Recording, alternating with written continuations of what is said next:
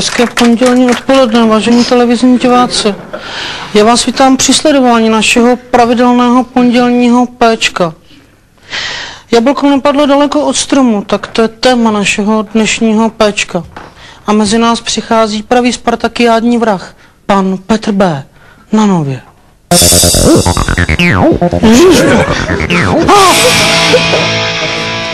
Dobrý den, pane Petře. Dobrý den. Dobrý den. Ale tady je materiálu. Pane Petře, vy jste pravý spartakiádní vrah. Ano. Vy jste si přál, aby vaše hrůzné činy byly jednou sfilmovány. Ano. To se vám dnes tak trošku podařilo, protože jste u nás v televizi. No, já mám taky radost, že bych vraždil. Myslíte si, že kdyby někdo z vaší rodiny, vaše maminka nebo třeba tatínek viděla vaše hrůzné činy, že by na vás byli hrdí, nebo co, ty vado? Tak, maminka, tatínek těžko. Ty jsem zamordoval jako první. Ale děda, ten by měl radost. Děda by měl radost, tak to chce potlesk dědovi. Potlesk. Hele, mně se zdá, že tamhle ta paní ale netleskala. Prosím vás, to si věříte až po natáčení. S radostí. Pane Petře, vy jste ostře vystoupil proti vysílání normalizačního seriálu 30 případů majora Zemana. Ano. Vám se tam nelíbil hlavně jeden díl a já už mohu prozradit, že náš dnešní host se celý jménem jmenuje Petr Brůna a že je to vnuk starého Brůny z případu Studna. Ano. Co se vám na tom dílu tak nelíbilo, pane Petře? Že tam byly samý blbostě. Jako co třeba? Tak největší blbost tam byla, že děda se v tom dílu kejval takhle. No s tou sekirkou, no. Tam takhle kymác. Přitom my se celá rodina vody jak živa kejven takhle. Aha, no tak to je úplná kravina. No to je na zabití, že jo? Jasně. Pane Petře, vy jste za vaše hrůzné činy nebyl nikdy odsouzen. To je samo o sobě docela zarážející. Lékaři vás totiž uznali nesvéprávným. Jaké to pro vás bylo, když jste se ze dne na den dozvěděl, že jste debil vypatlaný? Tak já si myslím, paní Werwolfová, že vy sama ten pocit dobře znáte. Mezi náma zas takový rozdíl není, hele. A jak jako, nebo co ty? Že nekecám, no. Pane Petře, je snad nějaký typ lidí, který by vás přiměl k tomu, že byste třeba znovu vraždil, jako, nebo co? Ale no tak, hlavně jsou to takový divný nány s unilým ksichtem, hele. Žádná není, Ježišmarja, nechte mě tady, to snad není pravda. No, takže první host se nám trošku vymknul kontrole, ale to nevadí. Zůstaňte s námi na Nově, protože teď mezi nás přijde další host. Další téma našeho pondělního péčka je jsem těžce závislý workoholik. Je to téma péčka, kde vás jako každé pondělí vítá Pavlína Werwolfová, samozřejmě. Workoholik je člověk, který soustavně pracuje a přes své pracovní nasazení prostě nevnímá realitu všedního dna, nebo co. Mezi nás přichází těžce závislý workoholik, pan Eda, už zase na Nově, ty vado. Takže to je pan Eda. Dobrý den, pane Edo, takže si posaďte u nás. S vás, pane Edo, schovejte si malýho Edu a tamhle si jděte sednout, ano? Tam. Zapněte si kalhoty, koukám vám kousek přirození. To je bohužel celý. Pane Edo, vy jste těžce závislý. Já můžu kdykoliv přestat. Já mám úplně po kontrolu, rozumíš? Akorát, jak je mi teda 3 dny blbě, potom se akorát to odklívá, klepu se jak ratlík a mám to pod kontrolou, rozumíš? Zkoušel jste kvůli tomu vyhledat lékaře, nebo doktora, nebo třeba lékařskou pomoc, nebo doktorskou pomoc? Tak já jsem jednou byl u takovýho doktorka mladýho, že mě normálně chtěl poslat na léčení. Tak jsme to tam pak nějak spolu tohleto a tamhleto a nakonec jsme vychlastali i lík z teploměru a šli jsme se dorazit naproti do putiky. Bereš to. Takže asi nejste workoholik. No, jsem notorický alkoholik, a co máme? To je moje nezadatelný lidský právo, ne? Vidíš ty krávo, že jsem poslala někoho jiného. Já teď nevím, co bych se vás ptala, pane Edo, protože tady měl být workoholik a ne anorek, ty vado, takže mám najednou úplně prázdnou hlavě.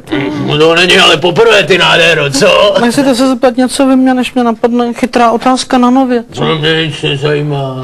Nezajímá akorát chlad. Tak já nepiju, já když mám migrén, tak si dám malou skleničku. No vydá, přece máme společný téma. No a co takhle chlastáte? Já bych vás tipnul na nějaký takový echtovní francouzský koňáček, co? Tak francouzskýho napiju nic, protože vždycky, když si dám něco francouzského, tak si vzpomenu na Pierre, na Paříž, jak mě opustil hajzel a vždycky jsem z toho taková smutná, takže to ne. Dobře, Francouzskýho ne. a tak nějaký, co já vím, nějaký echtovní italiánský čůčo, ne? Ježíš, Giancarlo Benátky, to ne, to jsem vždycky dlouho smutná, to taky na italskýho. Tak já nevím, co ještě ženský, jak nějak... Ruskou vodku! Ježíš, Petr Ivanovič, Leningrad, to ne, to jsem vždycky dlouho nostalgická. Tak já nevím, To tak taky. co můžete pít? Českou kmínku? Ježíš, to ne, po tý prdím zase. Ale vy už se potíte, nedáte si skleničku. Ne, abych si když tak dal s dovolením 2 bílého. Millera nebo Riesling. Aroma! No, já tady mám pivíčka, sebáčka, takže... Ty vede, mě napadla Zaspoň chytrá otázka na Nově. Jo. Pane Edo, co na to vaše maminka, nebo třeba tetínek, že jste alkoholik? Tak, maminka tak chlastá, že by mě nepoznala. Za to tatínka, ten už se nám dávno uchlastal. To je docela hezké, no. Jo. Radši nám řekněte něco veselého, ať se zasmějeme. Máte nějakou veselou příhodu, No, pane? mám samý veselý příběhy. Tak se myslí, ať se zasmějeme. Proto chlastám, aby byla sranda, ne? No, ale největší sranda, jakou jsem kdy zažil, bývala z Vasile. To nějaký rusák asi. To byl Rusák, ale v dobrým. Rusák dobrý. Jo. A tenhle ten Vasil, on hlídal v Milovicích ty SS-20. Myslíte ty rakety? Jo, ty rakety. Ty vole, chytrá.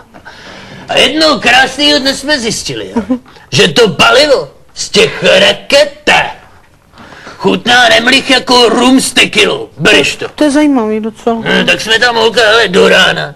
3 ty peskavky spolu strestali. Jste za jedinou noc ve dvou vychlastali 3 rakety? Jo, za jednu noc ve 2 3 rakety. Já vím, že to nedělitelný, ale prostě jsme udělali takový aritmetický průměr a tohle. Já se ráno zbudil, nebylo hrozně. Se nedivím. Hele, mě bylo strašně. A zvonil telefon, viď. Tak tam jdu, zvednu to, viď. A tam on, viď, debil, Vasil. A povídá, ty jeda. Jako Edo, Jo. já to už tak budu překládat. No, hodná. Ty jeda. Jako Edo. Jo, taky ti je tak blbě. Jako blbě. Jo, já povídám, no čeče, ale hrozně. A on na to, i jeda. Edo zase. Jo! I jeda. Ty už je ráno pěrdnul. Jako prdnul, jo. Ježiš, to je rusák prasák. A povídám, no čeče, víš, že ještě asi ne? A on na to, no tak to nedělej, já volám z Tukia, ty vole. Takovej matroš to byl. Dobrý je, co? Já jsem zažila 2 veselé historky dneska přes den a všichni víte, jak ráda já se směju, ty vado. První se mi stala, když jsem přišla do Masny. Přišla tam taková paní, držela 2 tašky a takhle z ní tak pot. Já říkám, paní, já vás teda vůbec neznám, nebo tohle, ale vy smrdíte jak prase. A ona řekla, no to je všechno. Jako celý, jo. No. No, to bylo hodně dobrý teda. Pak se mi stal ještě jeden příběh, když jsem šla ráno do práce na Nově, na Novu. Tak jsem šla přes takový park a na tom nejvyšším stromě, ty vado, byl to asi topol, protože byl hrozně vysoký. Tak úplně nahoře seděla stará babička s tou taškou kolečkovou a takhle se kymácela ve větru tam. A já říkám, babi, jak se tam dostala? Red Bull? A ona ne, Pitbull. No, takže takovéhle věci. No, to bylo taky hodně dobrý teda. Tak jsme se zasmáli. Pane Edo, když dovolíte, já si k vám přisednu.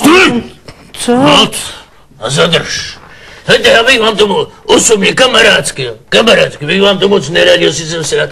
Pač, já když jsem trošku ožralý, jo, a mám třeba drobátko víc piv, tak jsem malounko vulgární, ale dost agresivní, ale teď. Snad nebude tak zle, kolik máte těch piv. A co tě na to ty nánopy to má? Tady uváděj sám, já se nenechám urážet od nějakýho hovado. Počkej, co ty tady mám jako sám dělat, nebo co? Co tam třeba kousně do prdele, na Nově. A ty tam vzadu nemachluj, já tě dobře slyším, ještě řekni slovo v litu tam. Slovo. Ty jo, už to... Ježíš, druhý, nechte mě bejt.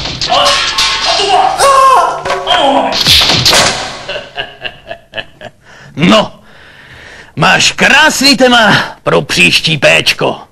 Přežila jsem svou vlastní smrť. Takže nazdar!